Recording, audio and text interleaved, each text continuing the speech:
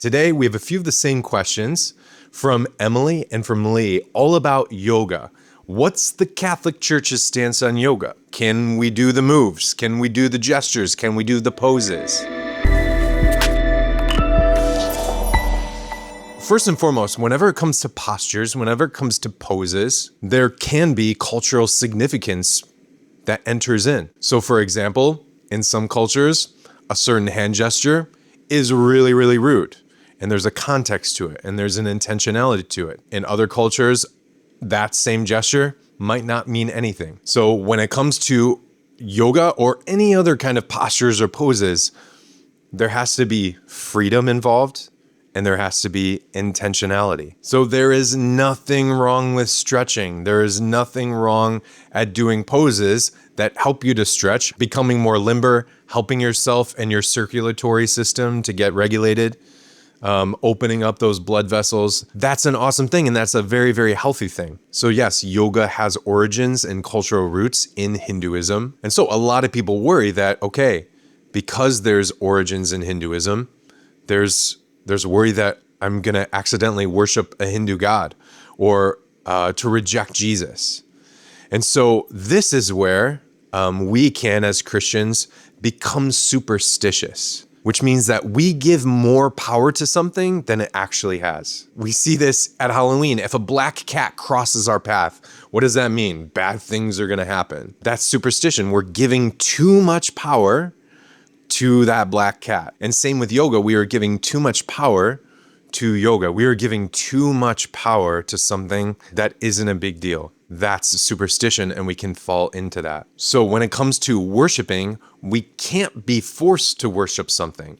Even if we were to go to yoga and another person is like worshiping Hindu gods at that moment, you can't be forced to reject Jesus. You can't be forced to worship something that you don't want to worship. Worship is an act of the will where we are free to do it and that we intentionally do it, that we intentionally desire to. When we go to Mass, we're not being forced to be there. We freely go there and we intentionally worship the God of the universe. And so someone might say, like, gun to the head, reject your faith, reject Jesus. In that situation, you can say that you reject Jesus, but you are not free to do so.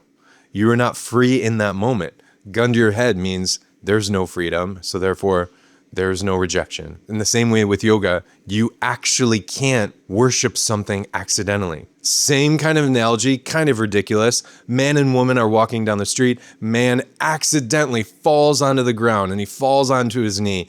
And also a ring falls into his hand. Does that mean they're automatically engaged? Does that mean he's automatically proposing? No, because there wasn't an intention there and there wasn't freedom there. So you can be safe to practice yoga poses and stretch and glorify God through your body. I was just playing soccer with some of my students here at the Newman Center, and right beforehand, we offered the game, we offered our physical strength, we offered everything to Jesus, and we glorified him through our bodies. So if you are worried, but you still love yoga, awesome.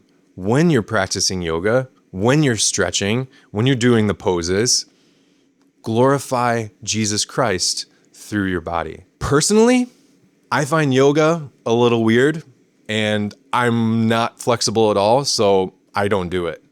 But there is nothing wrong. And also there is options for quote unquote Christian yoga. If you have any worries at all, you can find something like that. Bottom line, you can only worship something with freedom and with intention. The only red flag that I can think of is if you go to a studio and the yoga instructor is all about worshiping the Hindu gods and there's statues all around.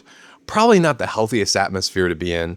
But again, you can't be forced to worship. You can't be forced to reject your faith. So as Catholics, we're not superstitious. We believe in the all-powerful, all-knowing, all-loving, incredible King of the universe, Jesus Christ. So I hope that helped. Love you, praying for you. This is Spirit Juice. Peace. You know those questions that are tricky questions about the faith that really stir the pot? I want those. Send it to askapriest@spiritjuice.org and you might be featured on the next episode. Spirit Juice got answers. Peace.